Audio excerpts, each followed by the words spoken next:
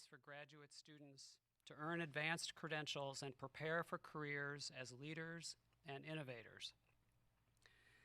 I know we're all eager to hear the 3 MTs our students have prepared, but first, please allow me to share a little bit of background about this event. 3MT competitions are held at universities all around the world, where they are recognized for building students' communication skills and also for showcasing the important scholarship that graduate students conduct as they earn advanced degrees.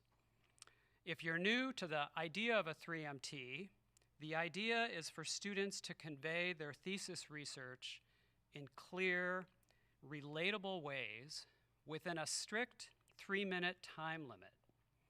Use of only one static slide, no animations, no motion of any kind, is allowed. And succinctly presenting research in a way that laypersons can understand and appreciate differs a lot from how graduate students typically communicate about their work within their research teams, because those research teams comprise subject matter experts, and they often use complex terminology, concepts, and visuals that most of us wouldn't be able to understand.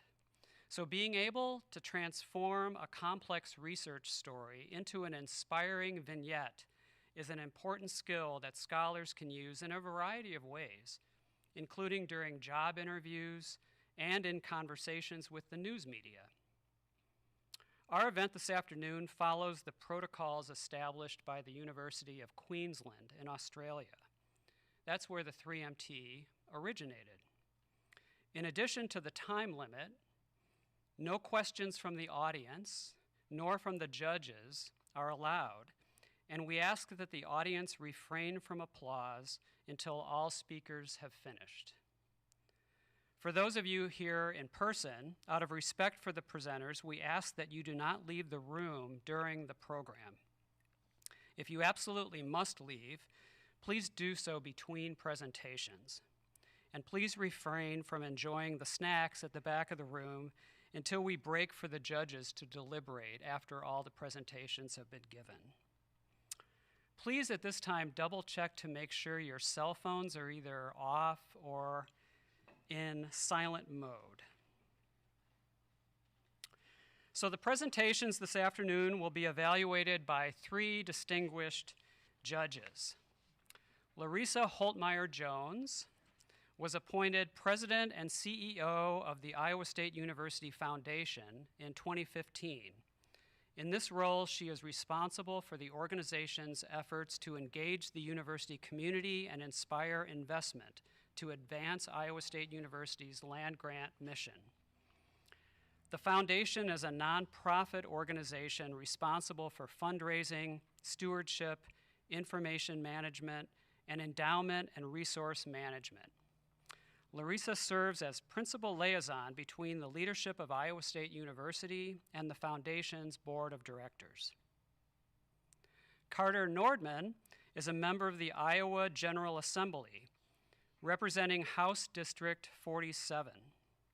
First elected at age 22, Carter is the young, or was until very recently, I just learned, the youngest elected representative. He is a 9th-generation Iowan and graduated from Adel DeSoto Minburn High School in 2017. That same year, he ran for mayor of the city of Adel and attended the Des Moines Area Community College. After finishing a year there, Carter transferred to the University of Northern Iowa, where he graduated with a bachelor's in business management and leadership. While at UNI, Carter started a commercial and residential carpet cleaning business. And as of the summer of 2022, Carter works for the Principal Financial Group. And lastly, Billy Ramey is talent brand manager at Vermeer Corporation and has more than 25 years of experience producing communications campaigns to promote brands. Billy started her career at large hospitals and healthcare systems in Cincinnati. Her next career step was with the Pella Regional Health Center, where she spent many years growing professionally in her marketing strategy and communication or community relations skills while managing people and positively influencing their careers. After years in the healthcare industry, Billy found a new professional home at Vermeer, where she leads a team that shares the stories of Vermeer's people and promotes Vermeer as an employer of choice. Please join me in a round of applause for the judges.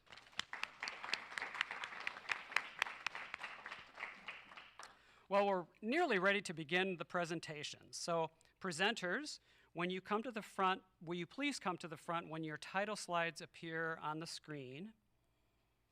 Do not begin speaking until your 3MT presentation slide appears. When you finish speaking, return to your seat until all the presentations have been delivered. The judges will need a bit of time between the presentations to make some notes.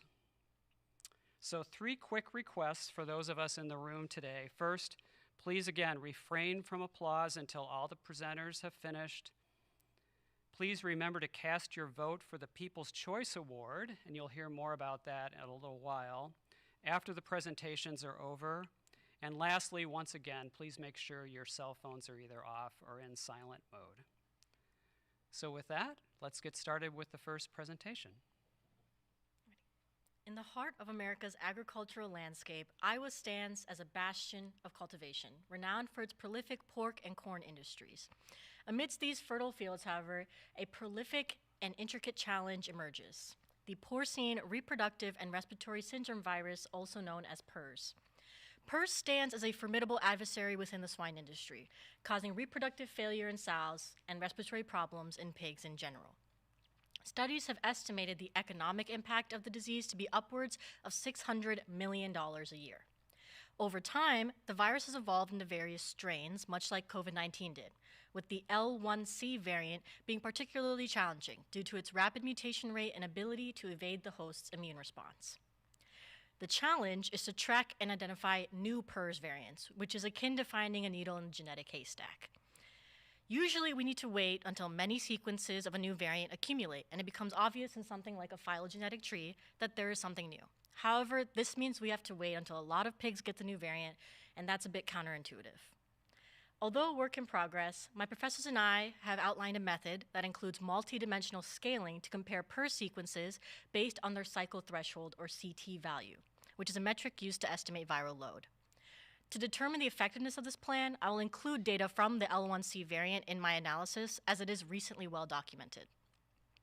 Multidimensional scaling is a complex or powerful mathematical tool that takes complex data and transforms it into simpler, more visually interpretable representations. In this context, it allows us to create a multidimensional space where each relevant PRRS sequence is positioned based on its CT value.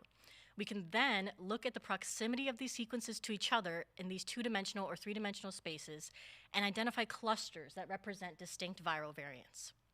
This information provides insight into the potential clinical and epidemiological significances of these variants, allowing us to differentiate between mere genetic variation and variants that could pose a greater threat to swine health. By integrating advanced mathematical technique and sequence data, we're not only safeguarding the industry, but gaining invaluable insight into the ever-evolving nature of viral threats. Eventually, Iowa's swine industry, and potentially the entire nation, can rest easier knowing we're harnessing the power of bioinformatics to protect our farms, our livelihoods, and our food supply, while staying one step ahead of the evolving viral landscape. Thank you. Have you ever gone to a lake and seen a sign like this? Warning, harmful algae may be present. Do not swim. These blooms are essentially a rapid and disproportionate increase in the population of algae. And this can occur in lakes which have lots of nutrients flowing into them. When I say nutrients, I'm mainly talking about nitrogen and phosphorus, 2 elements which are present in fertilizer for agricultural use. Iowa is an agricultural state, so it might not come as a surprise to you when I say that over 90% of Iowa's lakes and reservoirs are experiencing high levels of nutrients and increased algae. Fertilizer is important. We need it to grow our food, but it's also important for us to examine the impacts of our land use. My work looks at exactly what kind of algae are in Iowa's lakes and how they're responding to these nutrients. I'm able to observe this relationship across over 100 lakes, thanks to the Iowa Ambient Lake Monitoring Program run by the Department of Natural Resources. Thanks to this program, I now have over 20 years of high-quality data on the chemistry and aquatic life of Iowa's lakes. This sort of long-term data set is extremely rare and valuable and will make my research more robust. I'm early on in my project, but I hypothesize that as the abundance of algae goes up, the diversity of that algae will decrease, and I may even find that harmful algae species, such as cyanobacteria, which are potentially toxic, may dominate in these high-nutrient environments. This research is important because these harmful algae blooms negatively impact our economic and social benefits of our freshwater resources. When all of this algae inevitably dies, it sinks to the bottom of the lake and is consumed by bacteria. This process of decomposition uses up the oxygen in the lake, making it inhospitable to oxygen-requiring organisms such as fish, and it kills them off in large numbers. Furthermore, as I mentioned earlier, some algae produce toxins. These toxins make people and animals very sick, and they're difficult to remove, which affects drinking water quality. As you can see, harmful algae blooms not only affect people, but wildlife. The more we understand about this algae-nutrient relationship, the more we can use that information to inform land managers, farmers, and all those who enjoy Iowa's lakes about our connection and impact on our freshwater resources. Hopefully someday soon, you can go to a lake here in Iowa and enjoy yourself, free of these concerning warnings. Thank you.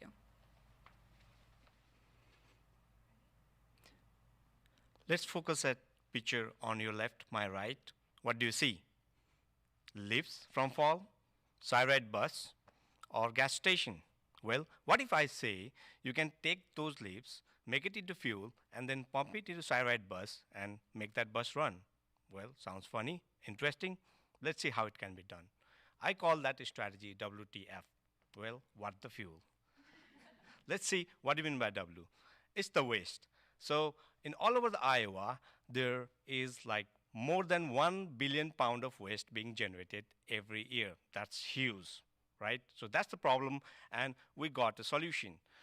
Let's go for the solution that is T-side, treatment, right? How it can be done. So treatment can be done by two methods. First, chemical, second, biological. What if we combine them both? Well, we'll end up getting higher yield. So let's learn how it can be done. In the chemical method, we take 4% of sulfuric acid. Sulfuric acid is nothing but just a battery acid found in your car. So we take that sulfuric acid. What it does is that it breaks the long chain of cellulose that is found in the leaves, and it loosens up them, right? And then we go for biological method where we take bacteria like bacillus, and then what it does is that it breaks the cellulose chain into glucose molecule.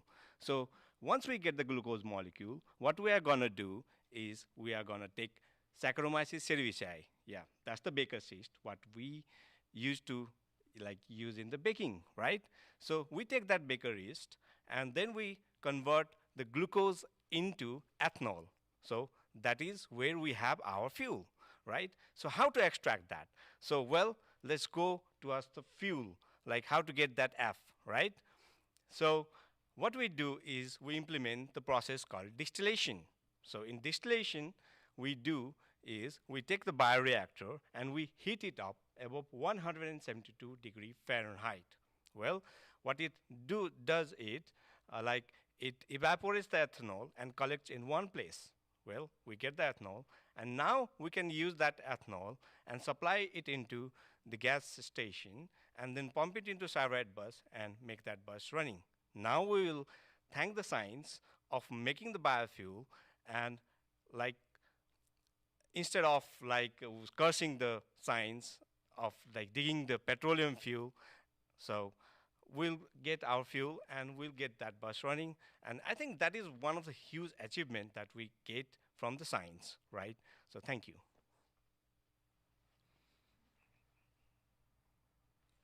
Here's a picture of a child diagnosed with Fanconi anemia. Fanconi anemia is a blood condition where the bone marrow is unable to produce adequate amount of red blood cells. Fortunately for this child, my research on stem cell has the potential to restore a normal and healthy living for the child. The human body is made up of cells, and during development, cells must make important decisions to divide into specific cell types. For example, cell A can decide to divide into a nerve cell, and cell B can decide to divide into a liver cell, and cell C can decide to divide into a muscle cell. And based on these divisions, we classify cells on 3 broad categories: mesodermal, ectodermal, and endodermal. Stem cells are a specific type of cell that they can serve as a valuable source of therapy in helping patients with Fanconi anemia. They also allow us to study diseases like Fanconi anemia because they can be cultured for a long time in the laboratory.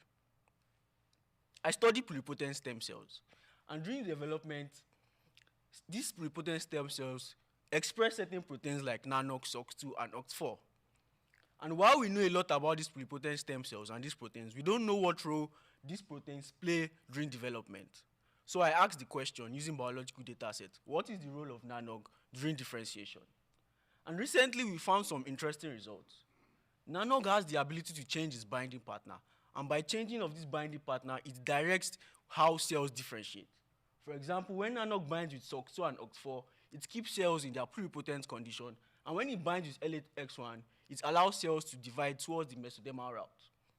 This discovery is very interesting to us because it allows us to see these stem cells and these proteins in a new light. First, they can act as a pluripotency maintainer, and second, they can be involved in lineage specification. And we are very excited about translating this discovery to helping patients with Fanconi anemia, since we can direct cells towards a particular route and produce specific cell types. Stem cells are no longer the future of medicine, but they are now at the forefront at which we approach cell therapy. Thank you. Yes. Efficient and recyclable capture of rare earth elements by covalent organic frameworks. Now, what are these rare earth elements, and are they really that rare? Well, actually, they're quite ubiquitous. You might be even holding a few in your hand right now. I'm talking about your phone. The thing is, rare earth elements are these precious metals that are used in the production of chips that run most of the electronics nowadays. But not just for consumer purposes, but also for industries such as transportation, defense, healthcare, petroleum refining, and power generation. Now, I said that these elements are ubiquitous, but that doesn't mean that their supply is not limited. In fact, you can tell from this graph on top that China is heavily dominating the production of rare earth elements, with the United States only coming at around 14% of that global share. Of course, no country wants to find itself in such a disparity, and so rare earth elements have been declared a matter of national security, environmental future, economic growth, and energy independence. So we responded to that challenge by generating new materials that could be efficient at recycling these rare earth elements from the devices that we already have here, but maybe those that became electronic waste. And so we call them COFs, or covalent organic frameworks. It's that structure, symmetrical looking structure up there. Essentially, they're crystalline, highly porous. It means they have high surface area, chemically stable organic polymers. We can customize them based on their pore size, but also shape, and molecularly tailor for a selective capture of rare earth elements.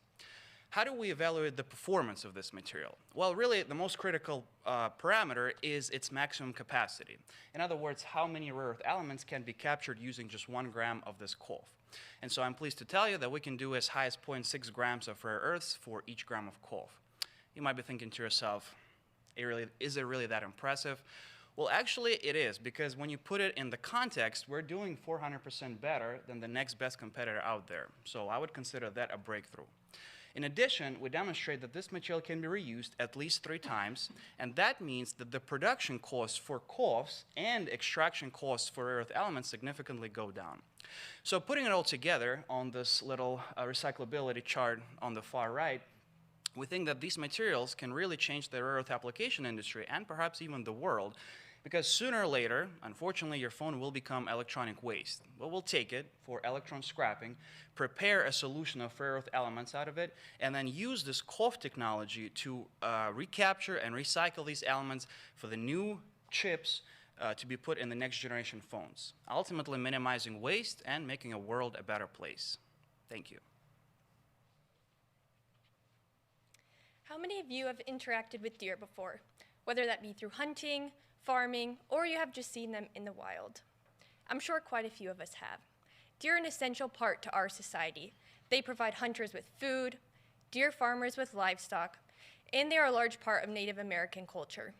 The problem is deer are greatly impacted by chronic wasting disease.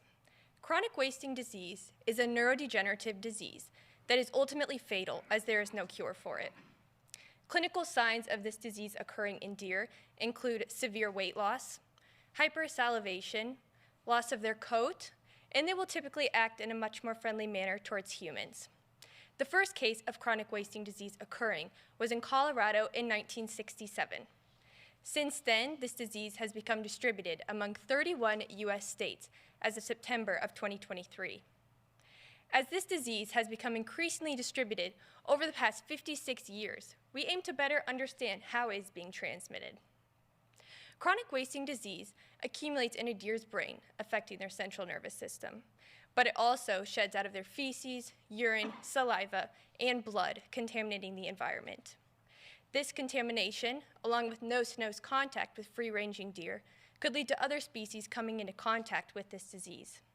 These species include sheep, cattle, and pig, whereas humans could come into contact through the consumption of diseased meat.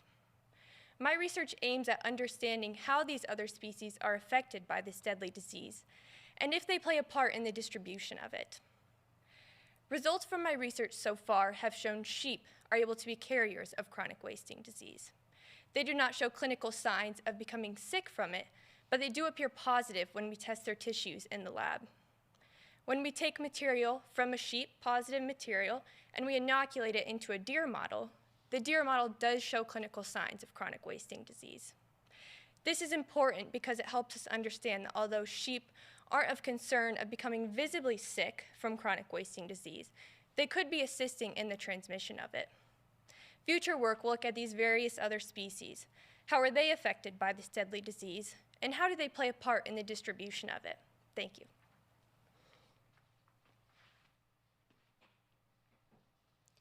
During pregnancy, it's not just the baby that's developing, but also a very critical organ called the placenta.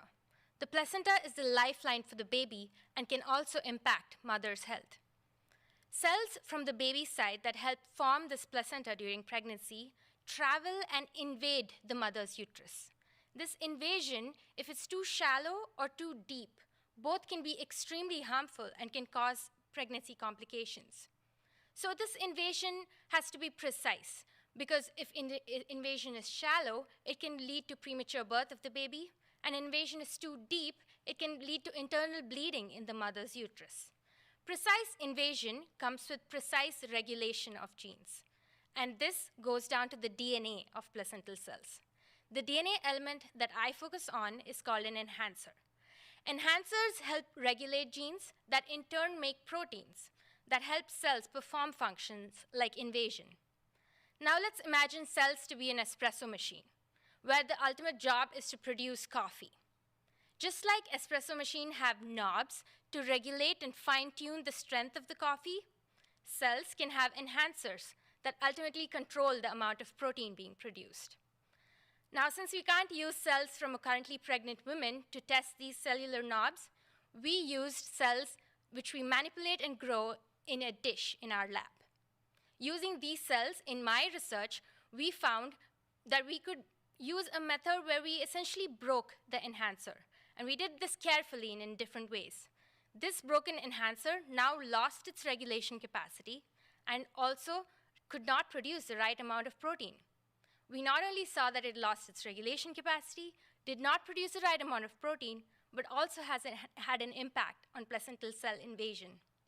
Identifying these regulatory mechanisms, especially during early pregnancy, during the formation of placenta, helps us develop more targeted drugs. And targeting drugs during this time can ensure healthy babies and healthy mothers during pregnancy. Thanks.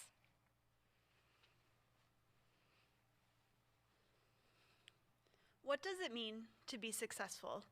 We each have our own ideas of how to define success, but in evolutionary biology, the definition is simple: to pass genes to the next generation. This reproductive success is measured by the number of offspring that survive to adulthood. Today, I'm going to talk about how size, strength, and social skills lead to success for our close genetic relatives, savanna baboons.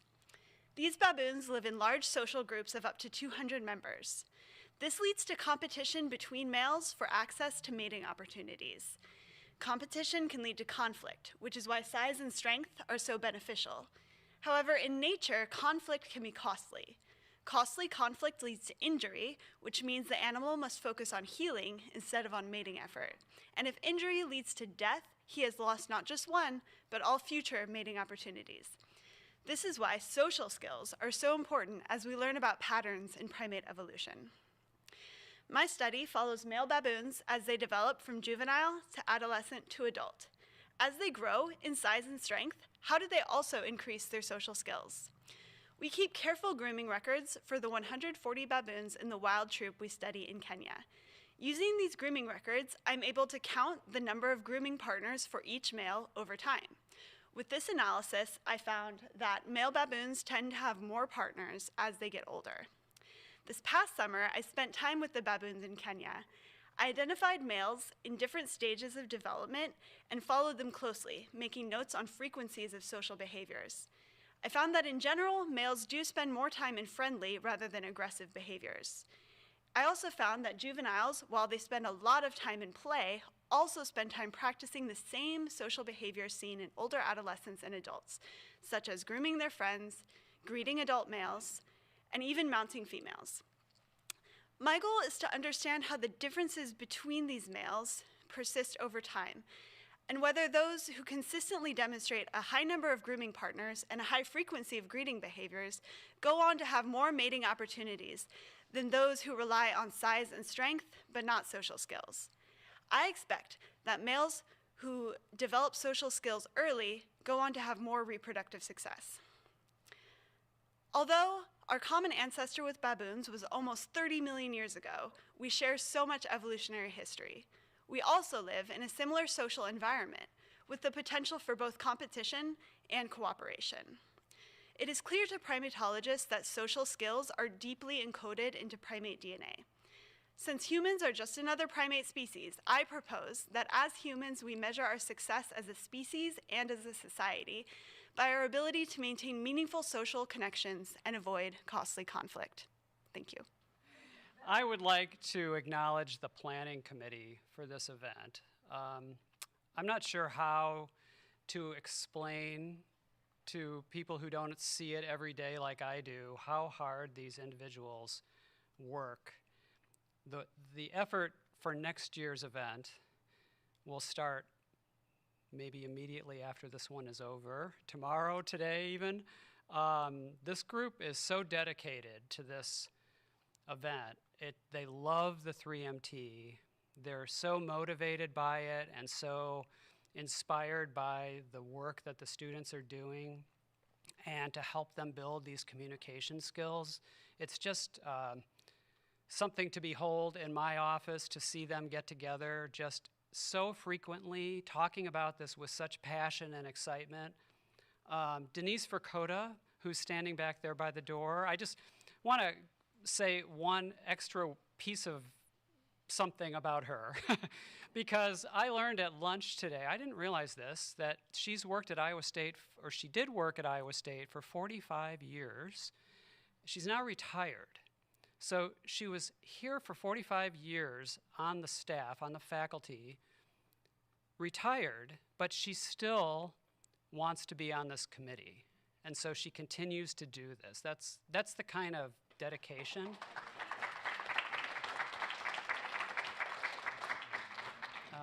But really, all the members of the committee are fantastic. So thank you to them. And there are also many, many volunteers from across campus who participated in the preliminary round in October and today, and many, many more students who volunteered to do this. This is not required on our campus. No graduate program requires it. Although I did hear from my next door neighbor, who's a major professor for some students, who told me that he pretty much required it of his students. But this is something that students do voluntarily, and I think it's true. I certainly feel it at this moment. Most people aren't very comfortable getting in front of an audience and speaking, and this is a different type of communication skill for graduate students.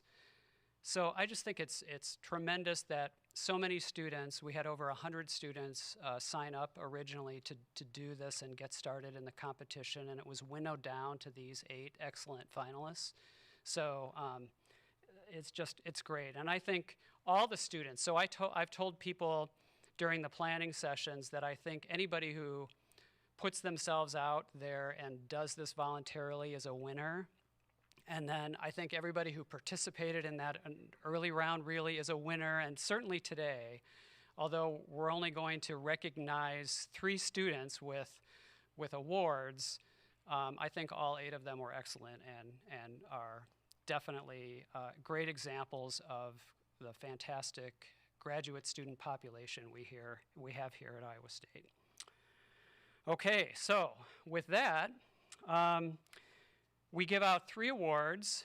There's the People's Choice Award, which is determined by votes from here in the room and from all over the world, potentially. The winner of the People's Choice Award will receive a $250 scholarship. The same is true for the second place finisher, which is one of the judges' determinations, a $250 scholarship.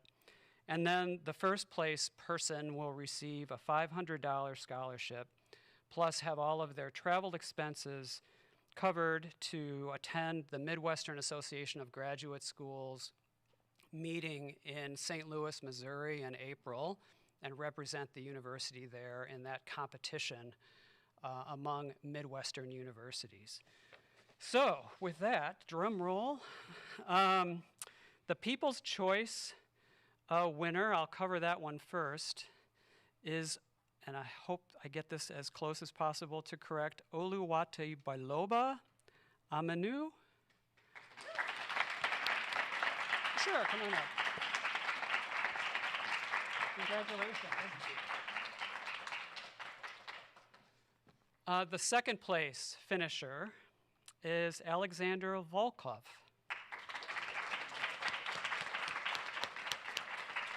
Congratulations. And our first place winner is Ashwini Ranjaraj.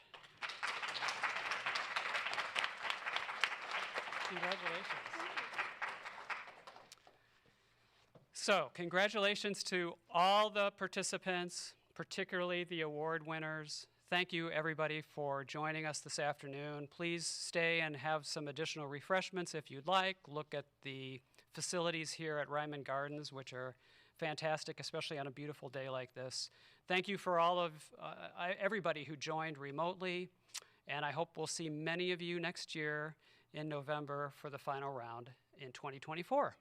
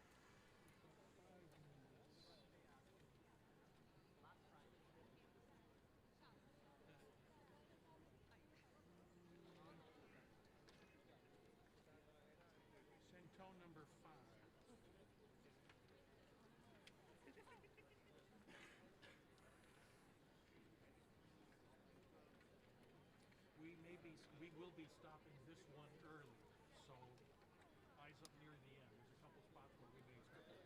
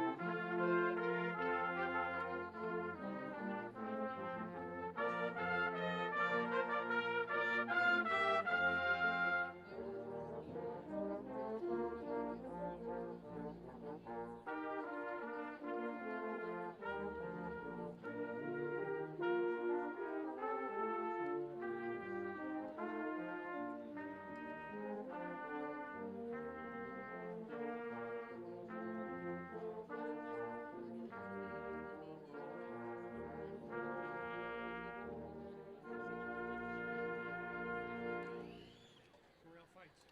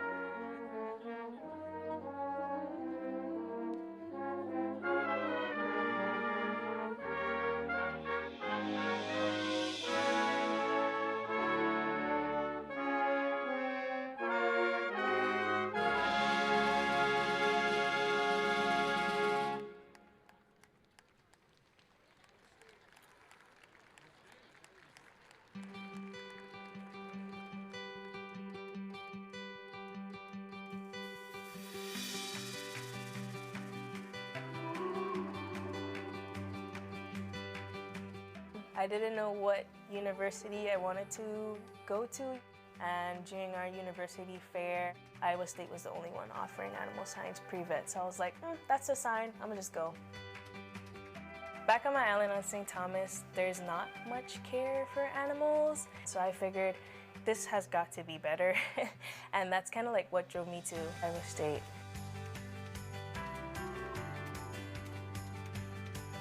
I had an older sister that went here.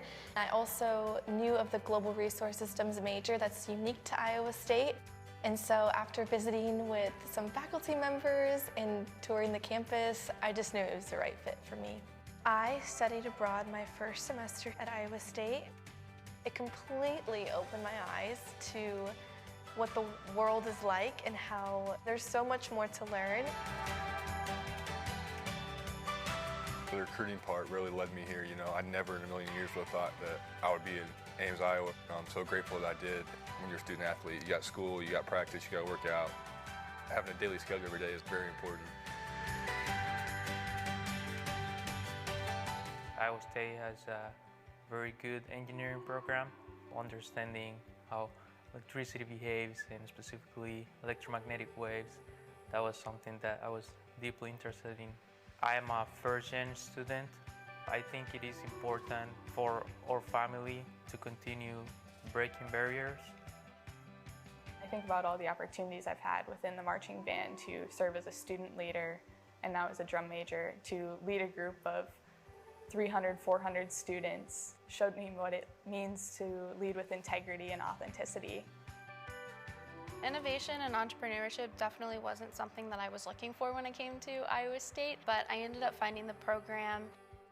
I'm always looking at different ways that we can solve problems and, being able to realize that that is innovation and that is entrepreneurship. Being a part of the Student Union Board for the past 4 years has given me leadership skills that I didn't really know that I had in me. Now I just feel really comfortable being in any space, adapting to any space, and tackling any problem. As trips coordinator for Vets Without Borders, you help coordinate a trip. It's not every day that you help a bunch of students who want to go to vet school go all the way to Costa Rica and help with the veterinarians, the local veterinarians in the community there. I'm really proud the way that I matured. I came here as a 17-year-old kid. Now I feel like I've grown up so much, and being able to have that diploma and have that experience that college gives you is huge.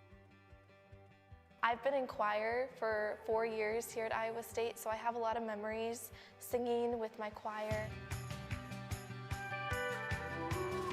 It has been a lot of changes in this experience: professional growth, personal growth. The many opportunities that I see in the horizon are because I have been here. Being a student at Iowa State has enabled me to be more confident, to be more outgoing, and to pursue my dreams. This may be kind of simple, but I would just sum it up as joyful. I always have just felt so much gratitude and joy for all the experiences I've had here. I'm gonna go with new. New means I get to learn about stuff, and that's exactly what I did at Iowa State. I think that my family would be proud of me for carving my own path, being a strong woman in STEM. To be a Cyclone is to be authentic to who you are. Being ready to take on any different opportunities and different challenges that come your way. Being ambitious and innovative and not being afraid to take risks. Grit and hard work are the first two thoughts that come to my mind. Cyclone is an honest person, very kind and welcoming. As an RA Cyclone, it's definitely helping out those students or even parents who have questions, being that support system for them. I've had so many opportunities over the last few years to just have fun. My family say they're proud of me. My family's always been there for me, and I'm really grateful for them. Coach Campbell, he took a shot on me, he brought me here, grown me up in so many ways he'll never understand. I'm really grateful for the time here and the opportunities here. I feel like I've developed as a human being more than I ever thought I would. There's a lot of hands-on experience and opportunities that I had. I can't think of any other university I would have gone to that would have given me the experience that I have today.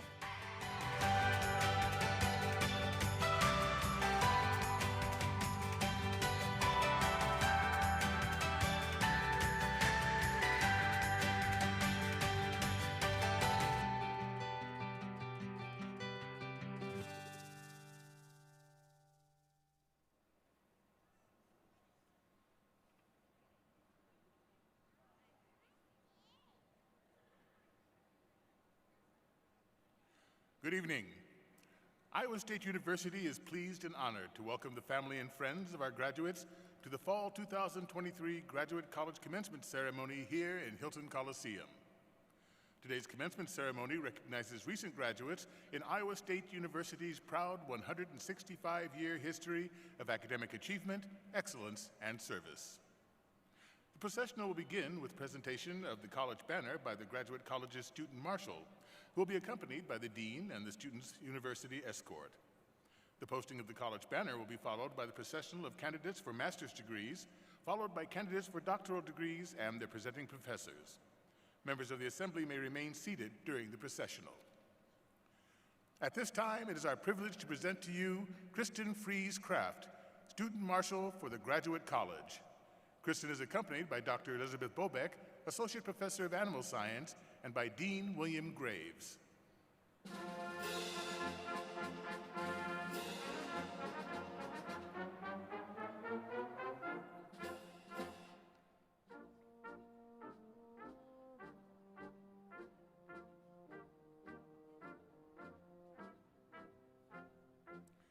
It is our privilege to present to you the candidates for graduation from the Graduate College at Iowa State University.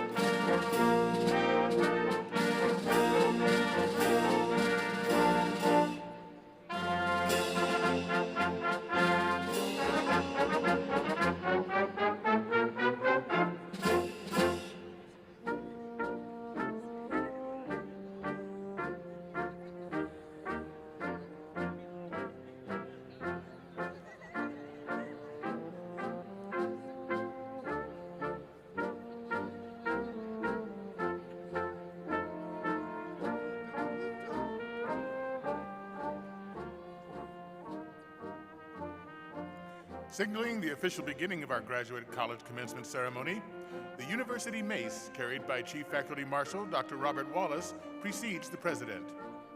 We ask that the candidates for graduation and members of the Assembly to please rise as you are able for the procession of the members of the Iowa State University academic community, led by President Dr. Wendy Winterstein.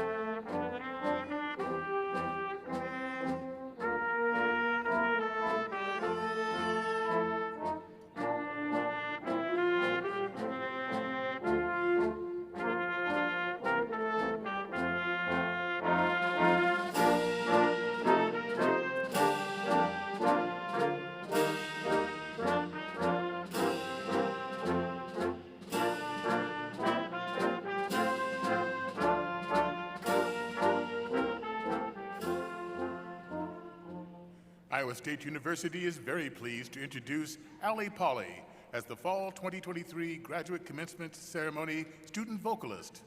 Ms. Pauley will sing our national anthem.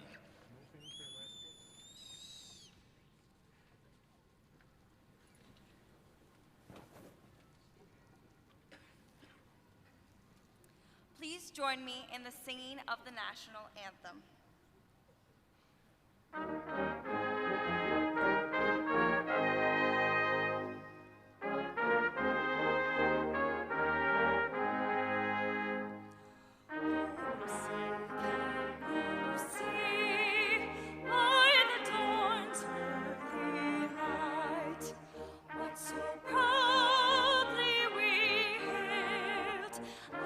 Twilight's last gleaming, whose red stripes and bright stars through the perilous fight o'er the ramparts we watched were so gallantly streaming, and the rockets red glare, the bombs bursting in air, keep proof through the night that our flag was still there.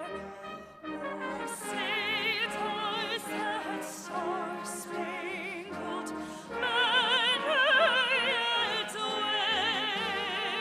wave o'er the land of the free and the home of the brave?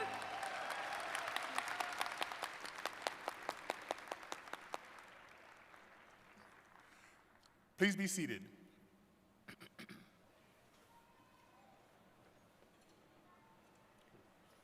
Graduates, family, and friends, I am pleased to introduce Dr. Wendy Winterstein, President of Iowa State University.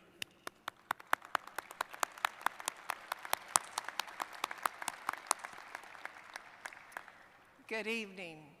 I'm very pleased to welcome you to Iowa State University's Fall 2023 Graduate Commencement Ceremony. At this time, I would like to introduce the members of the platform party.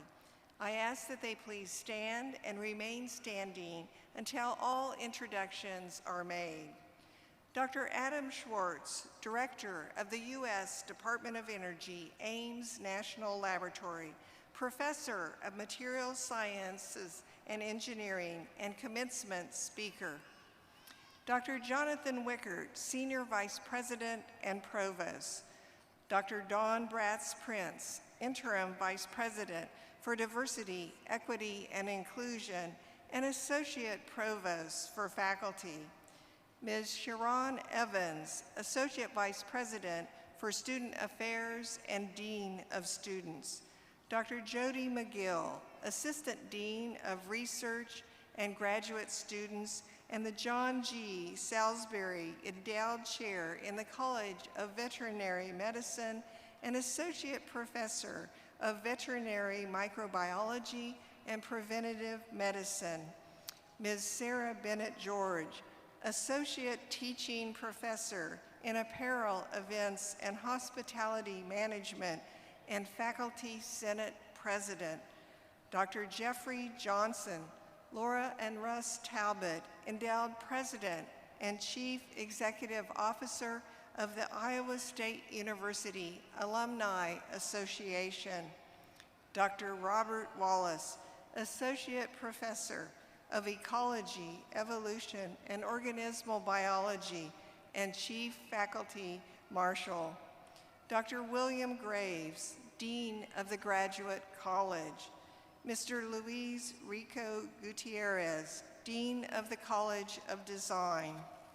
Dr. Laura Dunn-Jolly, Dean and Dean's Chair of the College of Human Sciences. Dr. Daniel Robeson, Endowed Dean's Chair of the College of Agriculture and Life Sciences. Dr. Samuel Easterling, James L. and Catherine S. Melsa, Endowed Dean of Engineering. Dr. Leslie Hoegberg, Associate Dean for Graduate Studies and Faculty Development in the College of Liberal Arts and Sciences. Dr. Scott Johnson, Associate Dean for Research and Academic Personnel in the Ivy College of Business. Ms. Hilary Zao, Dean of Library Services. Dr. Jennifer Sukon, University Registrar, and the faculty marshals for today's commencement ceremony. Please join me in recognizing them.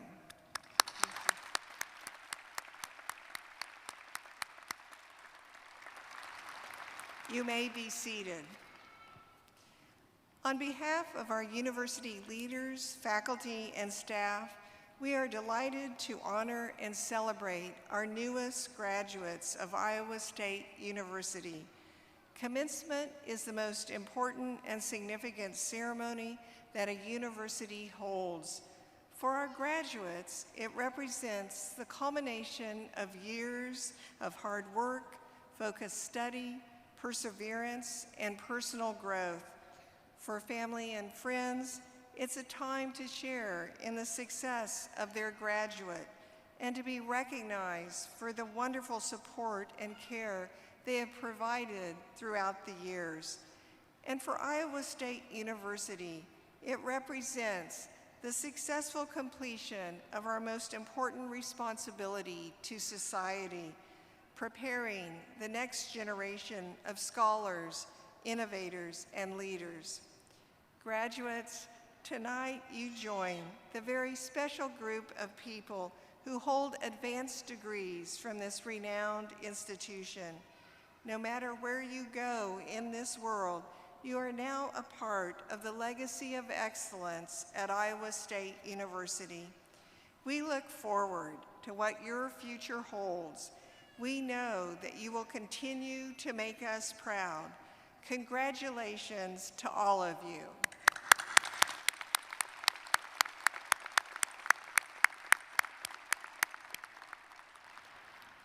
Now it is my pleasure to introduce the keynote speaker for tonight's graduate ceremony. Dr. Adam Schwartz is in his 10th year as director of the Ames National Laboratory, a U.S. Department of Energy national laboratory operated by Iowa State University. As director, Dr. Schwartz oversees $65 million annually in research projects funded by the DOE's Office of Science, the nation's largest single supporter of basic research in the United States. The Ames National Laboratory supports the DOE's mission to address the nation's materials, energy, and environmental challenges that through transformational science and technology solutions. Dr. Schwartz is frequently called upon by academia, industry, and legislators to provide insights and advice on topics related to critical materials and their implications for national security and prosperity. He has testified twice to Congress on the future of materials research and innovation to address critical materials challenge. Dr. Schwartz has authored over 100 journal articles, monographs, book chapters, technical reports, and has co-edited 2 editions of the book Electron Backscatter Diffraction in Materials Science. He holds a bachelor's and master's degree in metallurgical engineering and a PhD in materials science and engineering, all from the University of Pittsburgh. Please join me in welcoming Dr. Adam Schwartz.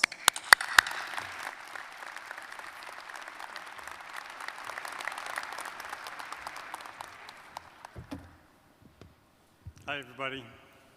President Winterstein, thank you for your very kind introduction, and thank you for your outstanding leadership of Iowa State University. We are truly blessed to have you as president of ISU.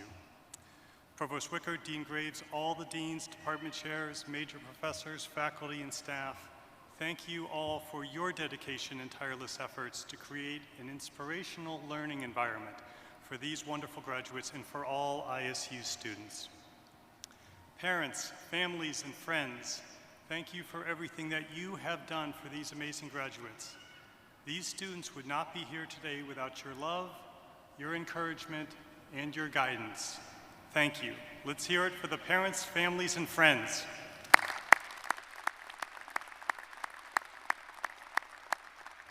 Okay, graduates. Wow. Congratulations on achieving this major milestone in life. You would not be here if you did not have innate intelligence, strong drive, incredible perseverance, and resilience. Let's really hear it for all of you, the graduates.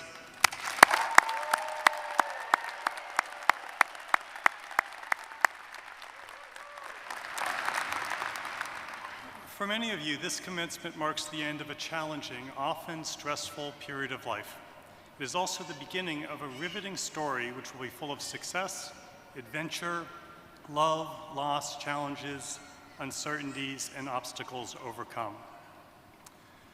But what you have accomplished to this point and what we are celebrating this evening is the completion of a long, captivating chapter 1 of your life story up to including your time at Iowa State University. All of your work, all of your parents and families and friends' support helped you write this first chapter of what I am certain is going to be a bestseller when it comes to your life and the impact that you will have. Tomorrow is a new day in the beginning of your chapter 2. As you begin that second chapter, there are a few things that you should keep in mind. Point number 1, know that you are remarkable. In the United States, 38% of the population have a university degree. 13% have a master's or professional degree or doctorate. Only 2% hold a PhD. There are approximately 30,000 students at ISU. Only 224 of you are here this evening to receive graduate degrees. You have worked hard and learned for most of your life, and you are amongst a very select few that earn graduate degrees. Congratulations, you are remarkable.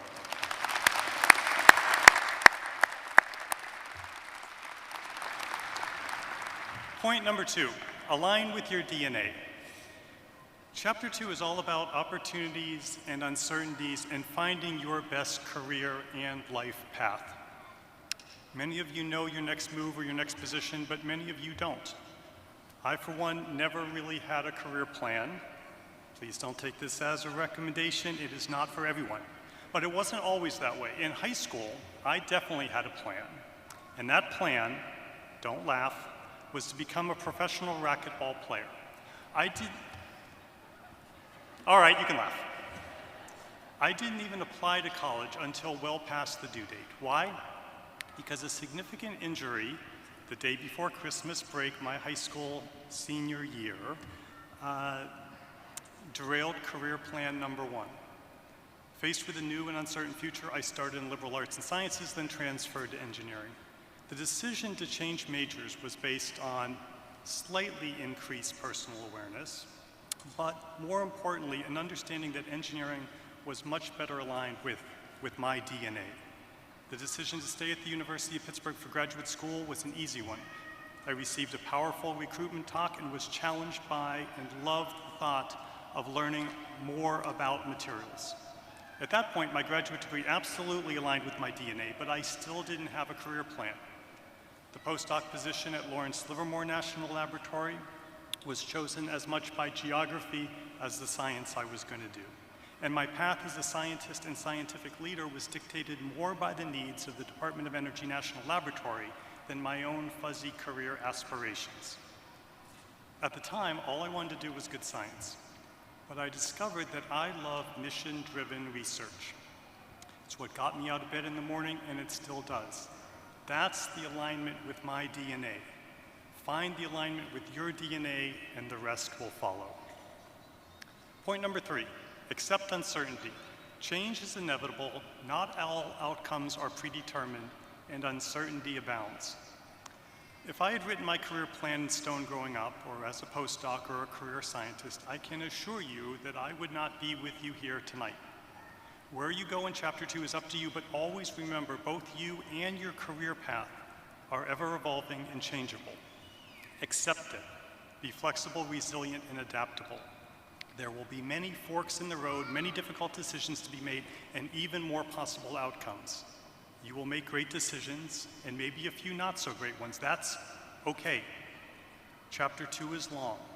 Trust yourself, trust your instincts, and trust the foundation that you built here at Iowa State University. Point number 4, build on your strong foundation, be a builder. In the biography that President Winterstein read, she stated that I'm an engineer. That's true, that's the degree, and that is the best alignment with my DNA. But what she didn't say is that ever since I was little, I built things. Toys, tree forts, weightlifting equipment, and for the last 30 or so years, acoustic and electric guitars. When I was in graduate school, I met a luthier, someone who builds musical instruments. It had never occurred to me that people actually built guitars. The following day, I went to the library and found the only book on construction of a steel string guitar. And instead of studying for the qualifying exam, like I should have been, I read that book cover to cover and decided to build guitars. I mentioned my hobby for a reason. I love building physical things, but more importantly, I love building, period. I love building people up, building relationships, building teams, and building very large, impactful scientific programs. You are now positioned to build as well. Build on your educational foundation and your foundation of family and friendships, but always, always maintain your center and your integrity. Throughout my career, all my science, all my jobs, my performance, of course, mattered. But what has mattered even more so has been my ability to build things. I've observed a consistent commonality amongst the best leaders. They are builders too. They build up people, they build teams, they build their future success, they set the bar high. Point number 5, only 10 more to go. Set your bar high for excellence in your career, but also set your bar high for all your interactions.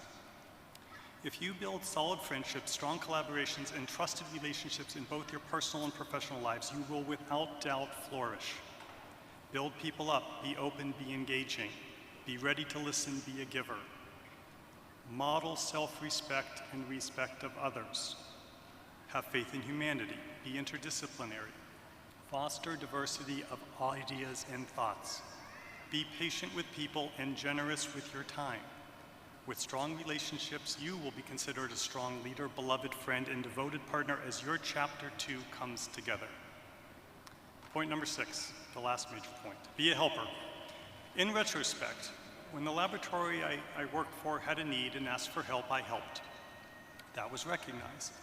And when the laboratory needed more help, I helped.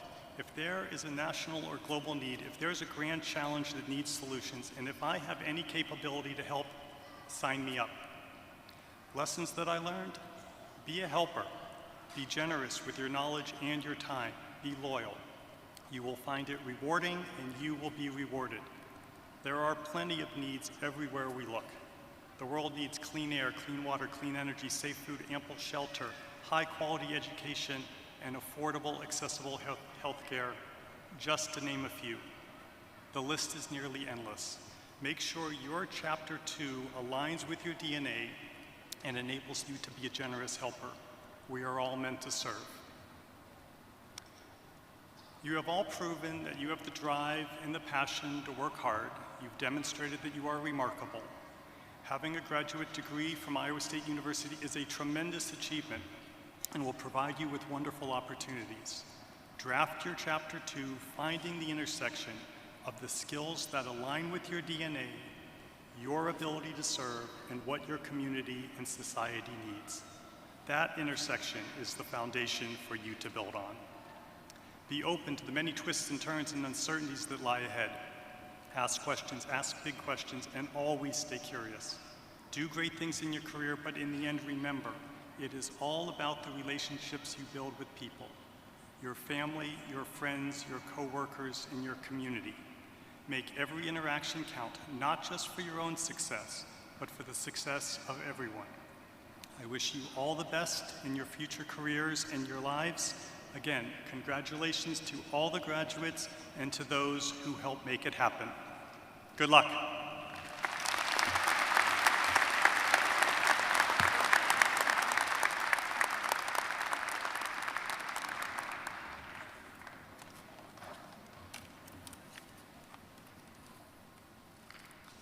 Thank you again, Dr. Schwartz. Wonderful message. Another round of applause for our commencement speaker.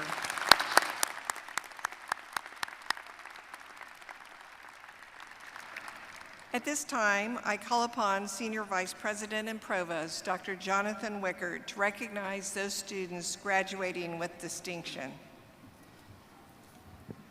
At this time, I would like to recognize our graduate students who are receiving Teaching Excellence Awards and Research Excellence Awards. The students receiving these awards are being recognized for their outstanding teaching or their exceptional research accomplishments in a graduate program. And tonight they are wearing cardinal and gold honor cords. Will these students please rise so we may recognize you?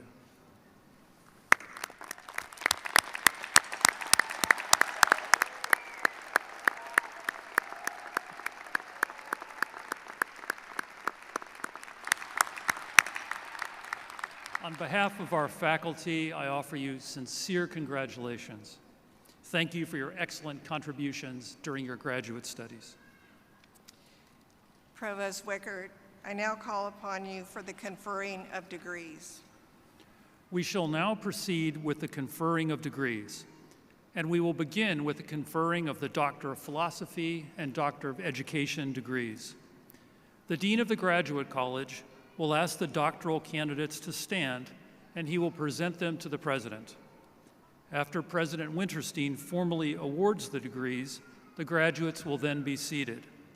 A faculty marshal will dismiss students to come to the stage and be recognized. During the hooding ceremony tonight, the degree recipients will be escorted by their major professors who have worked with them throughout their studies for the doctoral degree. The hoods connect these graduates with a family of scholars throughout history from all parts of the world and with this great university. Now, Dr. William Graves, Dean of the Graduate College, will present these candidates to President Winterstein.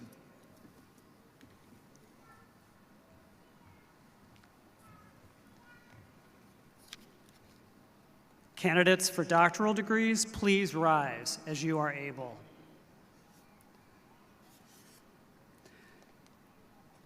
The Graduate College awards two types of doctoral degrees, the Doctor of Philosophy and the Doctor of Education. Doctorates are awarded only to those who have completed an intensive and demanding course of study. For the Doctor of Philosophy, the primary focus is on conducting research that must be original, planned after mastering related human knowledge, and documented in a publicly available dissertation. For the Doctor of Education, the dissertation demonstrates the use of critical inquiry to address a complex problem of practice. Those receiving doctorates today have demonstrated that they are experts in their fields whose research has contributed to human knowledge and is documented in a publicly available dissertation.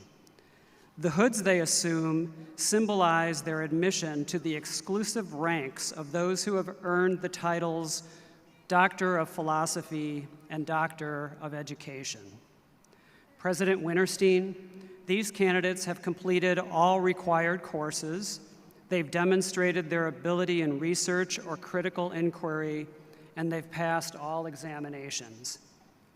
They are recommended by the graduate faculty and the Faculty Senate and are approved by the Board of Regents, State of Iowa, for doctoral degrees.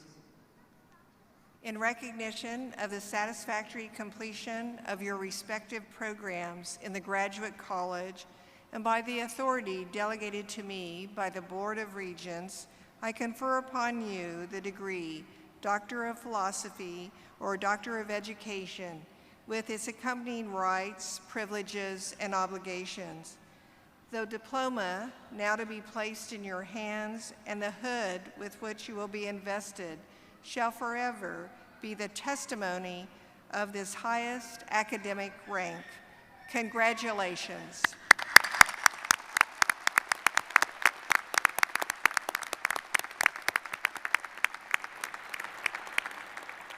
Doctoral graduates, you may now be seated.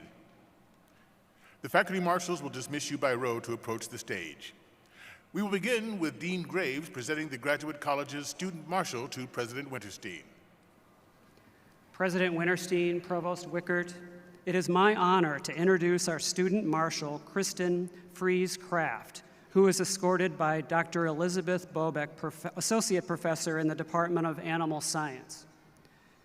Kristen's doctoral scholarship focused on nutritional immunology of poultry. She studied bioactive components in poultry feed and their capacity to prevent diseases caused by parasites and bacteria. Kristen joined the Graduate College after earning a bachelor's degree at the University of Nebraska at Lincoln in 2016. She earned a Master of Science in 2019 from Iowa State and has continued since then as a doctoral student. Kristen's scholarly outputs include 13 papers in refereed journals and 20 research abstracts. She has received numerous awards, including a Research Certificate of Excellence from the Poultry Science Association and the David R. Griffith Award from Iowa State's Nutritional Sciences Council, which recognized Kristen's exceptional and unique research contributions. In 2019, Kristen was inducted into the Gamma Sigma Delta Honor Society. Her productivity in research and exceptional performance in coursework did not curtail Kristen from contributing to the learning of others. She mentored more than 20 undergraduate students and was a teaching assistant for some of the most challenging courses in the animal science undergraduate curriculum. Kristen has been an exemplary graduate student who has generated important research findings and mentored others along the way. And just today I learned she's been offered a position, very good job here in Iowa, and will be staying in the state of Iowa in her job after her degree is awarded tonight. Please join me in congratulating our Marshal, Kristen Fries-Kraft, and all of those receiving graduate degrees today.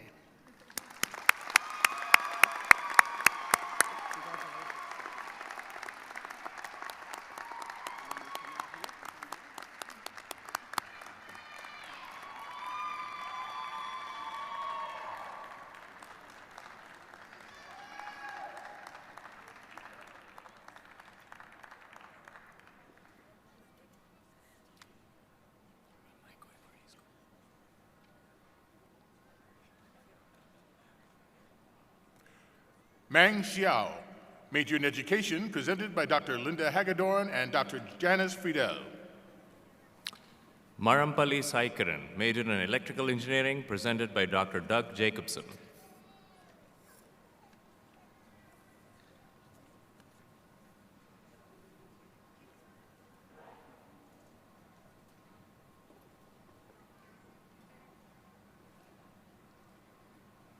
Eric David Weflin, major in industrial engineering, presented by Dr. Frank Peters and Dr. Matthew Frank.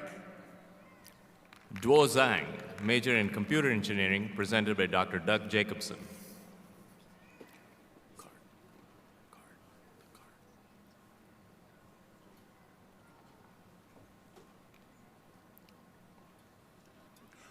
Noreen Chowdhury, major in molecular, cellular, and developmental biology, presented by Dr. Gustavo McIntosh.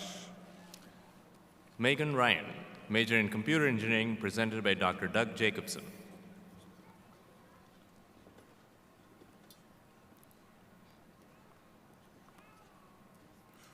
Sumyobrotho Thalukdar, major in electrical engineering, presented by Dr. Ratnesh Kumar. Sarah Hickson, major in apparel merchandising and design, presented by Dr. Rachel Ike.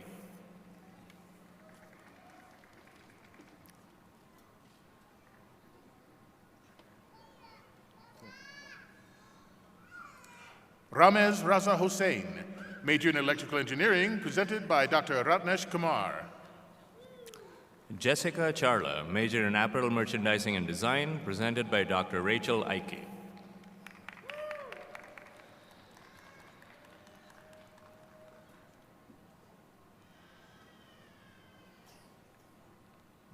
Katerina Louise Holland, major in plant biology, presented by Dr. Stephen Whittam.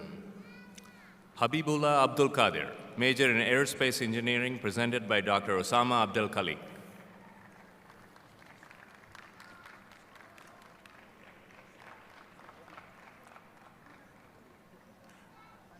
Alini Sartora Chekuski, major in plant pathology, presented by Dr. Stephen Whittam. Chukudum Eluchi, major in aerospace engineering, presented by Dr. Osama Abdel Khalik.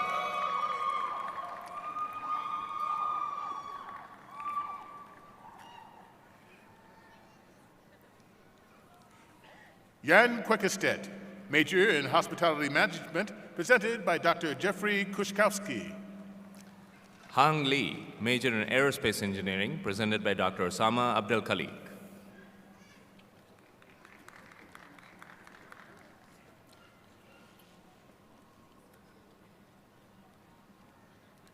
Alex Raymond Renner, majors in mechanical engineering and human-computer interaction, presented by Dr. Elliot Weiner. Yuru Chen, major in plant breeding, presented by Dr. Thomas Luberstedt.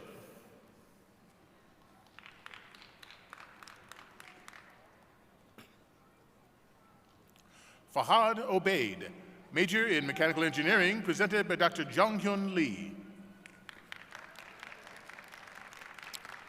Tanner Cook, major in plant biology, presented by Dr. Thomas Luberstedt.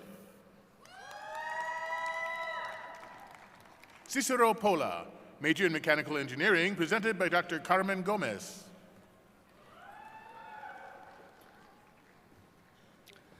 Tyler Foster, major in plant breeding, presented by Dr. Thomas Luberstedt.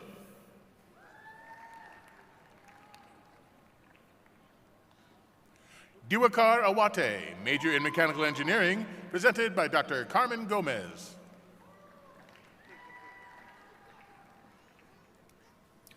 Emily Dukes Peltz, major in applied linguistics and technology, presented by Dr. Evgeny Chukarev. Thomas Grayson Cox, major in rhetoric and professional communication, presented by Dr. Margaret Laware. Reza Neris Nagadehi, major in applied linguistics and technology, presented by Dr. Evgeny Chukarev.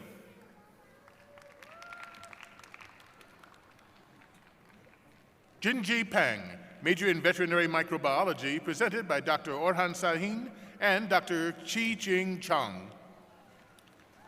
Justin Sobrowski, major in education, presented by Drs. Alyssa Emery and Michael Brown.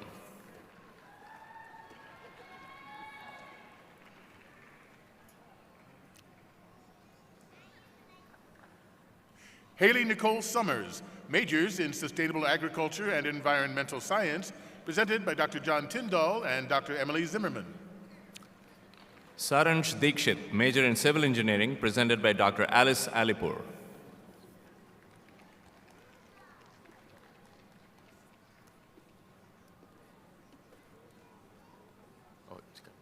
Colleen Francis Gianarella, major in Bioinformatics and Computational Biology, presented by Dr. Carolyn Lawrence Dill. Ala Ali Khalil, majors in Soil Science and Environmental Science, presented by Doctors Michael Thompson and Marshall McDaniel. Ashwin Kalingal Joshi, major in Computer Science, presented by Dr. Wei Li.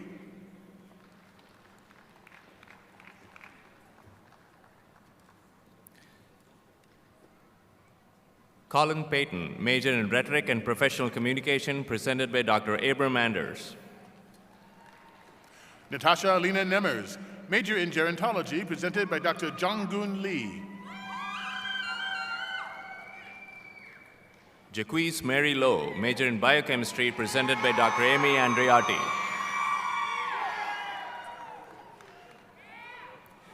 Bukule Comfort Oni, major in Civil Engineering, presented by Dr. Catherine Madsen.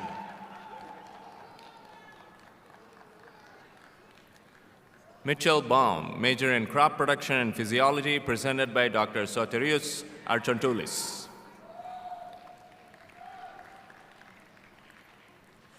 Tunzil Urureman, major in Materials Science and Engineering, presented by Dr. Surya Malapragada. Bibechana Adhikari, major in Plant Biology, presented by Dr. Philip Beckraft.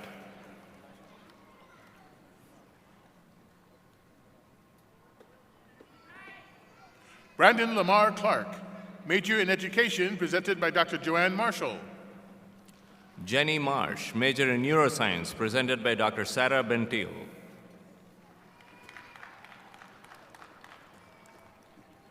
Gina Lee, major in Human Development and Family Studies, presented by Dr. Peter Martin. Marquise Adamson, major in Chemistry, presented by Dr. Joseph Burnett.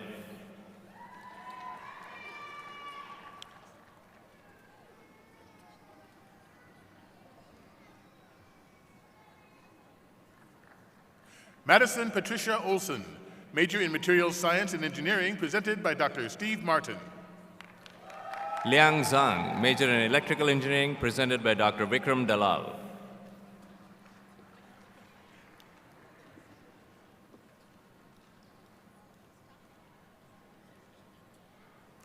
Abdullah M. Maghfouri, major in Mechanical Engineering, presented by Dr. Mark Umba Wright. Erin Black, major in Statistics, presented by Dr. Philip Dixon.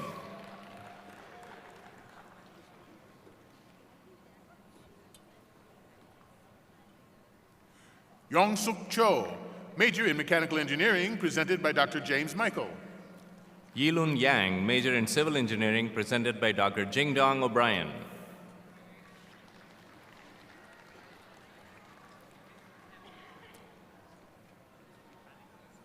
Luis F. Bentancor Basio, major in Soil Science, presented by Dr. Bradley Miller. Rawan Mohammed Al-Ghamdi, major in Apparel Merchandising and Design, presented by Dr. Anne-Marie Fiore.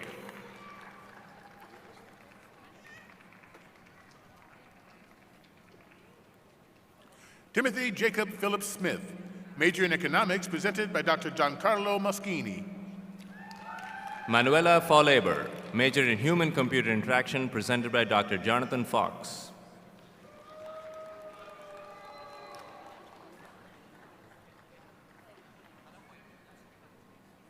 Noah James Welch, major in Materials Science and Engineering, presented by Dr. Ralph Napolitano. Elizabeth Tironi, major in Meteorology, presented by Dr. William Gallus, Jr. Chao Chao Pan, major in Materials Science and Engineering, presented by Dr. Sid Patak.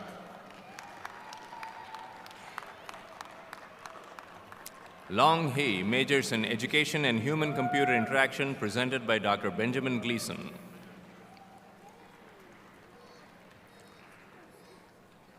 Abdallah Walid Alomari, major in civil engineering, presented by Dr. Brent Fairs. Fateme Bordbar Javidi, major in applied linguistics and technology, presented by Dr. Bethany Gray.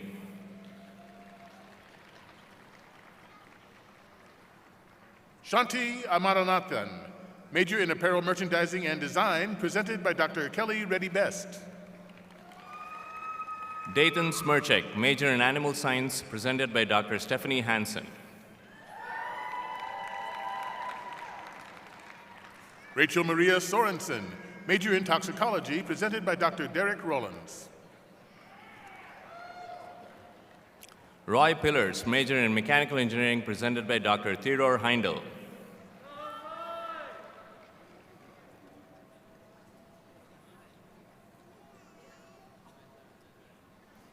Yokthi Dingra, major in biochemistry, presented by Dr. Dipali Sashatal. Leanne Beeler Cabbage, major in sociology, presented by Dr. Andrew Hostetler.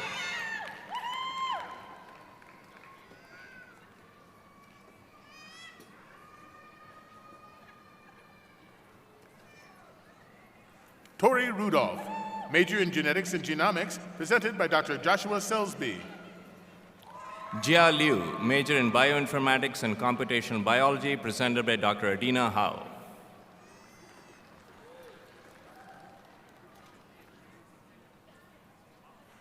Matthias Delcenti Kraus, major in plant breeding, presented by Dr. Ashish Singh. Xiaolong Shao, major in hospitality management, presented by Dr. Hinhol Jiang.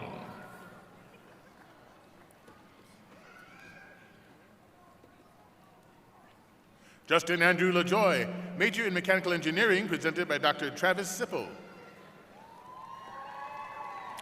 Angela Leek, major in industrial and agricultural technology, presented by Dr. Neer Keren.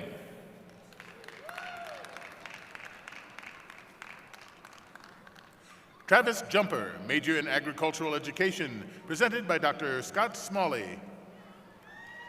Shakil Ahmed, majors in computer engineering and electrical engineering, presented by Dr. Ashfaq Kokar.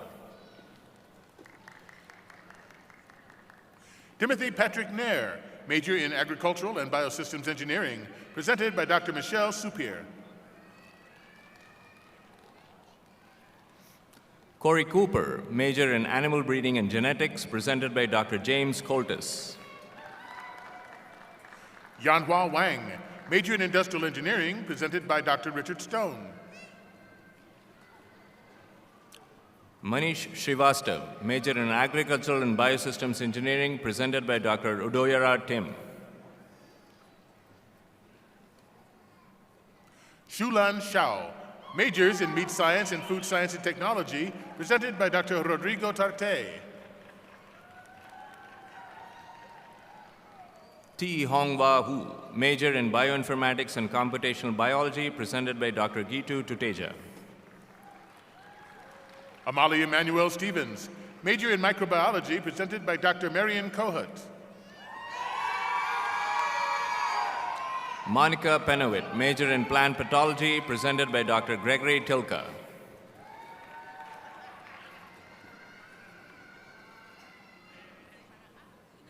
Maria Martinez Casales, major in high engineering and energy physics, presented by Dr. Matthew Wetstein. Warren Johnson, major in hospitality management, presented by Dr. Susan Walsdorf-Arendt.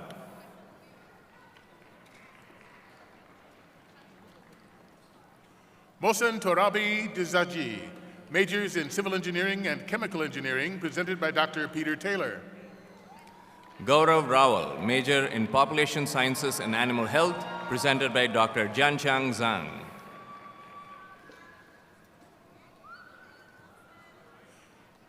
Magalhães Junior de Souza, major in population sciences and animal health, presented by Dr. Daniel Linhares.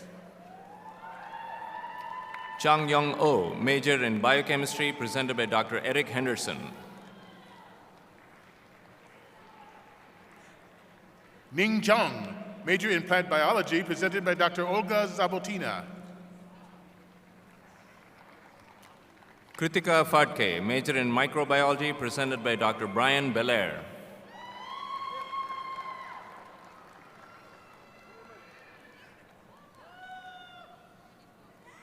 Raymond Virgil Adams III, major in entomology, presented by Dr. Wendy Winterstein.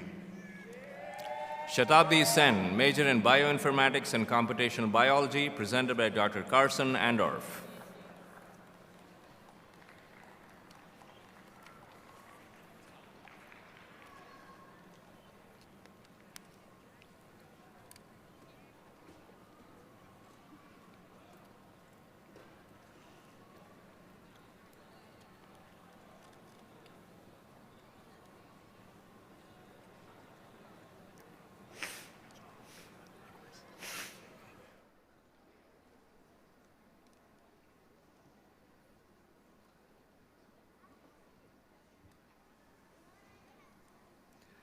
My congratulations to all of our doctoral graduates. We are proud of you and your educational achievements.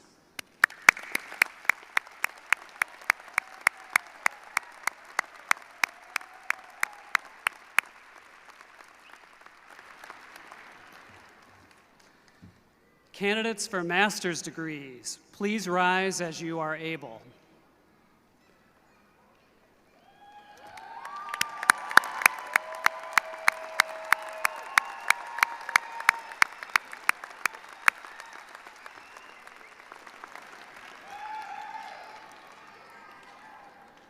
The master's degree is awarded to those who have successfully completed an intensive course of study in a particular discipline.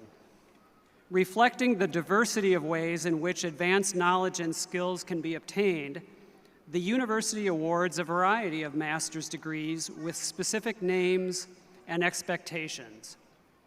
In many fields, a master's degree represents the highest academic achievement, and degree holders are accorded full recognition as practitioners of its art.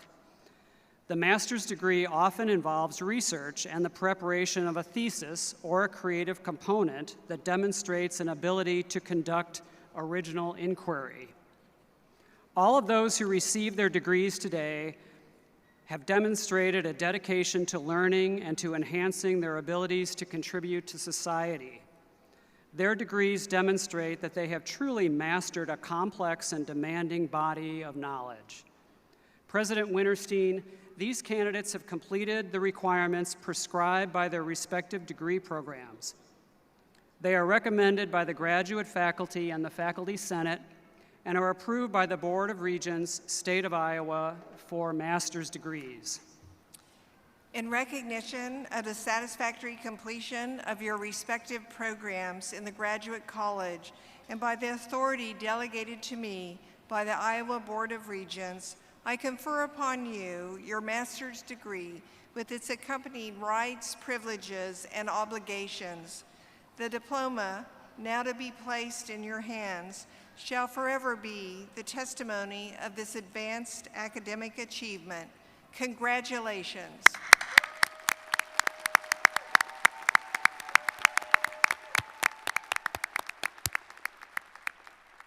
Master's graduates, you may now be seated. The faculty marshals will dismiss you by row to approach the stage.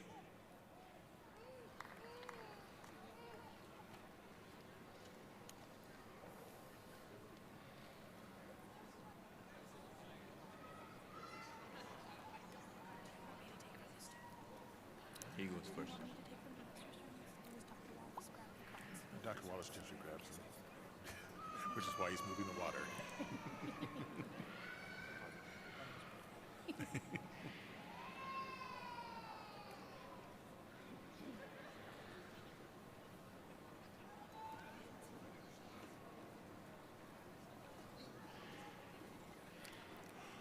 Kyle Alvin Schmidt, major in finance. Caroline Downey, major in meat science.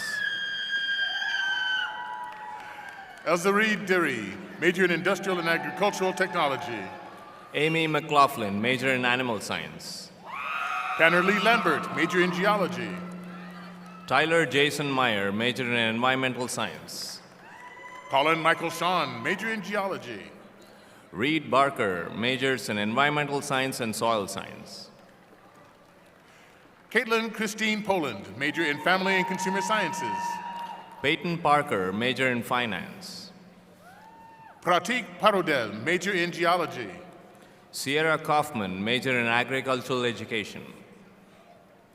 Amanda Jane Tate, major in integrated visual arts. Sean McFadden, major in computer engineering. Katie Ann Duval Mahelich, major in integrated visual arts. Joseph Kenkel, major in computer engineering. Shagoyak Navohen, major in architecture. Jason Holt, major in agricultural education. Sandeep Suresh Kumar, major in agriculture. Grace Fludiger, major in journalism and mass communication. Ehsan Gaderi, major in architecture. Hiba Ali, major in systems engineering. Masa Tagavinejad, major in architecture. Allison Porter, major in computer engineering. Logan Dean Ho, major in political science. Alexander Austin, major in plant biology. Kylie Ann Baumert, major in education. Carter McCarthy, major in electrical engineering. Jordan Bracco, major in accounting. Long Lai, major in computer engineering. Yang Liu, major in accounting. Joel Huerta Musil, major in agricultural and biosystems engineering. Guillerme Caesar, major in veterinary preventive medicine. Benjamin Lavan, major in cybersecurity. Isadora Muchado, major in veterinary preventive medicine. Tracy Lavan, major in cybersecurity. Quinn Hemisath, major in human-computer interaction. Alexander Cullison, major in anthropology. Dusty Mullen Inglis, major in agricultural education. Serena Webster, major in anthropology. Kayla Renee McCormick, major in accounting. Larsa Alobaidi, major in biomedical sciences. Sydney Brandstetter, major in accounting. Saima Parveen, major in biomedical sciences. Emily Deborah Box, major in accounting. Zaina Miari, major in biomedical sciences. Tan Min Win, major in accounting. Benjamin Lee, major in computer science. Emma Grace Williams, major in biomedical sciences. Emma Cockburn, major in material science and engineering. Macy Marie Pollard, major in biomedical sciences. Harris Sebold, major in industrial design. Jonah Ross Pedelti, major in biomedical sciences. Brenna Baumover, major in family and consumer sciences. Gabrielle Michelle Burke, major in biomedical sciences. Abby Boyson, major in family and consumer sciences. Hamid Akhtarkavan, major in architecture. Ashley Graybaugh, major in event management. Jackson Matthew Barsley, major in accounting. Katie Allgaier, major in microbiology. Keaton James Clay, major in accounting. Kojo Konadu Adu Gyamfi, major in civil engineering. Alan Eduardo Castaneda, major in accounting. Shi Wei, major in civil engineering. Emily Rose Becker, major in biomedical sciences. Kartika Suresh Kumar, major in human-computer interaction. Katie Jo Isabel Middaw, major in biomedical sciences. Wei Zong, major in industrial design. Armin Muzafirovich, major in biomedical sciences. Rachel Schmitz, major in industrial design. Seth Evan Deal, major in biomedical sciences. Lindsay Peters, major in animal physiology. Samantha Olivia Paul, major in biomedical sciences. Ashirwad Barnwal, major in statistics. Kaylin D. Wilkins, major in biomedical sciences. Amit Tripathi, major in civil engineering. Ethan Majid Sabri, major in biomedical sciences. Tanmoy Sarkar, major in civil engineering. Jonathan Henry Niederhoff, major in organic chemistry. Muhammad Lutfur Rahman, major in civil engineering. Iranda Lalanath Suryanruchi, major in computer engineering. William Atkinson, major in engineering management. Arathi Suresh Kumar, major in veterinary pathology. John Bai, major in mechanical engineering. Serhat Demir, major in human-computer interaction. Aaron DeBoer, major in interior design. David William Kepner, major in agronomy. Andrea Stefania Barbano Hernandez, major in interior design. Ryan Thomas Lynch, major in plant breeding. Nicole Martindale, major in civil engineering. Dania Troxel, major in plant breeding. Daria Delparich, major in civil engineering. Dayu Kim, major in electrical engineering. Christopher Coons, major in applied mathematics. Angeline Neo, major in human-computer interaction. Cortland Trekker, major in human-computer interaction. Tanay Krishna Redapata, major in informational systems. Gregory Reach Jr., major in seed technology and business. Marogna Tumarnukunta, major in information systems. Jill Moorhead, major in family and consumer sciences. Anitya Gangrade, major in information systems. Veronica Uya, major in family and consumer sciences. Williams Unduka, major in information systems. Caitlin Ullman, major in business analytics. Mariam Olufunmilayo Ajasa, major in hospitality management. Emily May Schleter Patterson, major in professional practice and dietetics. Christopher Lee Crager, major in agronomy. Lionel Odrayogo, major in mechanical engineering. Zane Sheridan Coates, major in mechanical engineering. Chad Scheckinger, major in business administration. Benjamin Joseph Althoff, major in agronomy. Dylan Dodson, major in meteorology. Marithal Joshi, major in human-computer interaction. Landon Getting, major in industrial engineering. Ria Rakesh Solomon, major in human-computer interaction.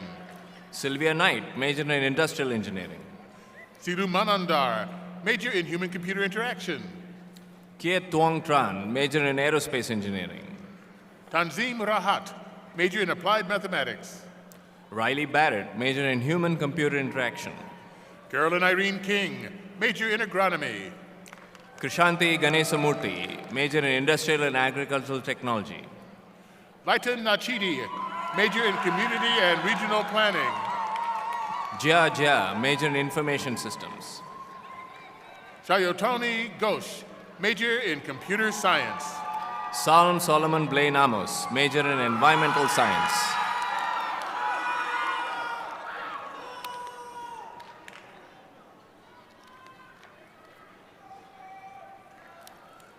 Thank you, sir.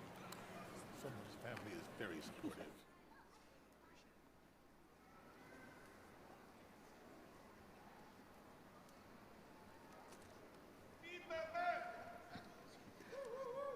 My congratulations to all those receiving their master's degree today. We take great pride in your accomplishment.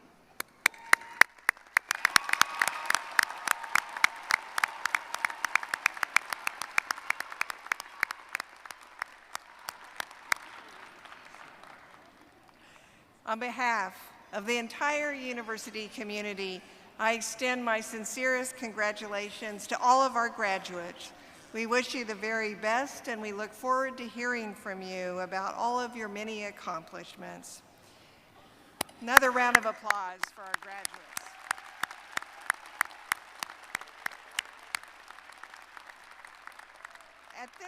At this time, it's my pleasure to introduce to you Dr. Jeffrey Johnson, Laura and Russ Talbot, endowed President and CEO of the Iowa State University Alumni Association. He will welcome you as the newest alumni of Iowa State University.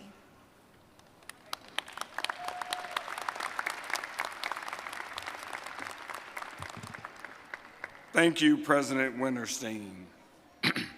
Greetings, Iowa State University's newest alumni, members of the class of 2023. You are now mine. How cool is this? You are now officially Cyclones for life. You now carry the official title of Iowa State University alumni. Yep, you are now one of us, and as we say at the Iowa State University Alumni Association, welcome to the after party. For some of you, I know you are already alumni due to your having received other degrees from this prestigious institution. I want to thank you again for choosing Iowa State. I now have some good news to share with you. You get a free one-year paid membership to the Alumni Association, and I said that correct.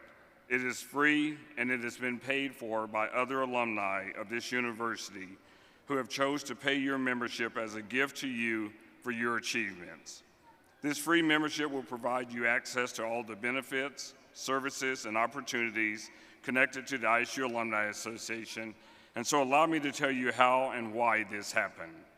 A group of generous alumni, close to 1,000 of them to be exact, came together during this year's Cardinal and Gold Gala that was held in Des Moines, as well as alumni from around the world through the Association's Sustaining Donor Program, and they made financial gifts to purchase one-year gift memberships for all the members of the class of 2023. That's right, these alumni wanted every one of you to receive a free 1 year already paid for membership to the association. I think that deserves a round of applause.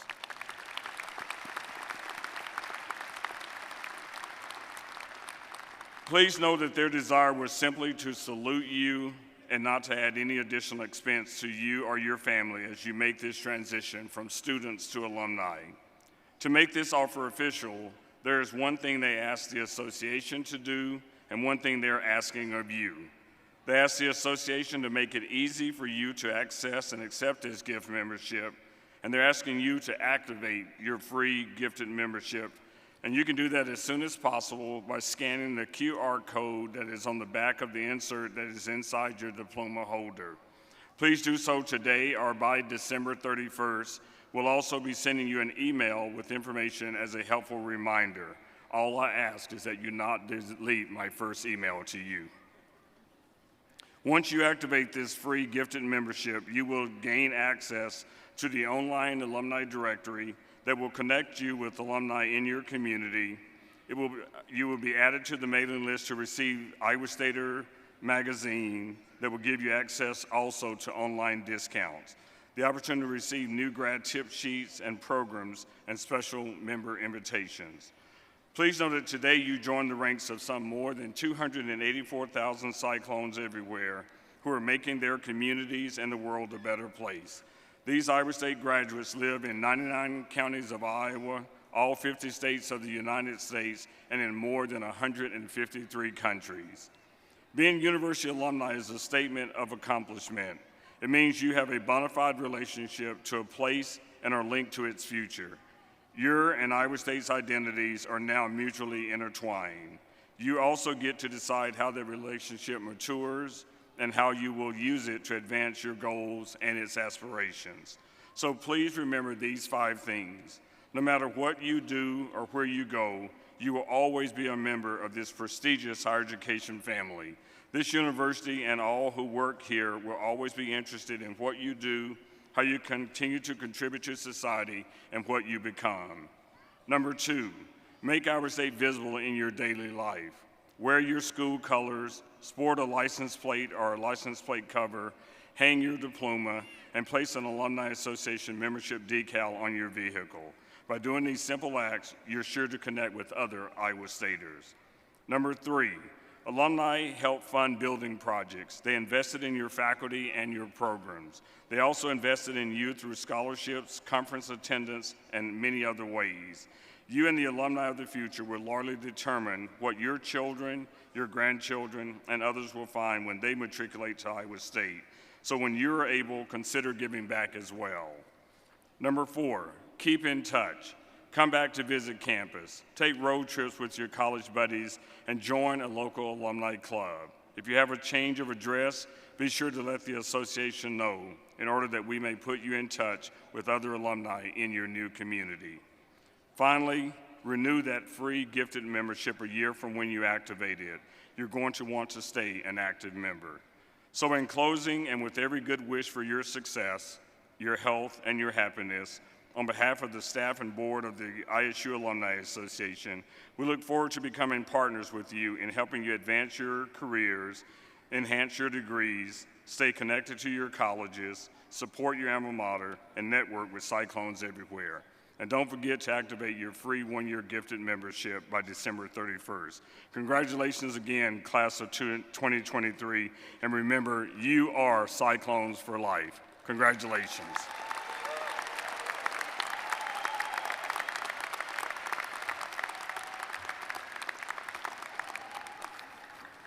Thank you, Dr. Johnson. Well, we're nearing the end of our ceremony, and I want to thank our commencement speaker, Dr. Adam Schwartz, again for his wonderful remarks. Another round of applause for Dr. Schwartz. And now I want to offer my personal congratulations to all of today's graduates. We are extremely proud of you and all that you have accomplished.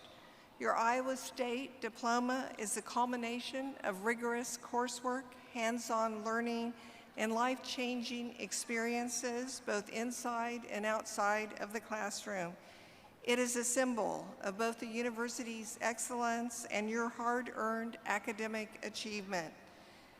Thank you for making this evening a memorable event, and thank you for making Iowa State an important part of your personal and professional journey. Before we close today, we want to recognize the hard work of all those individuals who supported these graduates, the faculty and staff, family members, and many friends.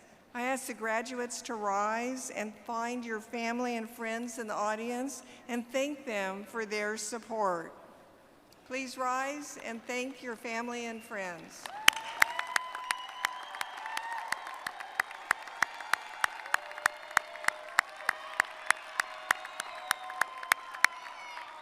Great.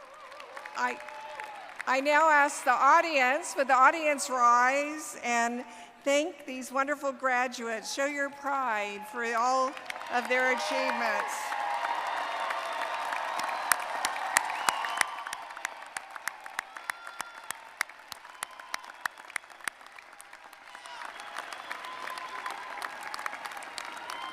And would everyone stand as we conclude our commencement ceremony? And I want to thank you all for being part of this very important and significant occasion. And now with the singing of the Bells of Iowa State by student vocalist Ms. Allie Pauley, I pronounce the Fall 2023 Graduate College Commencement Ceremony at a close.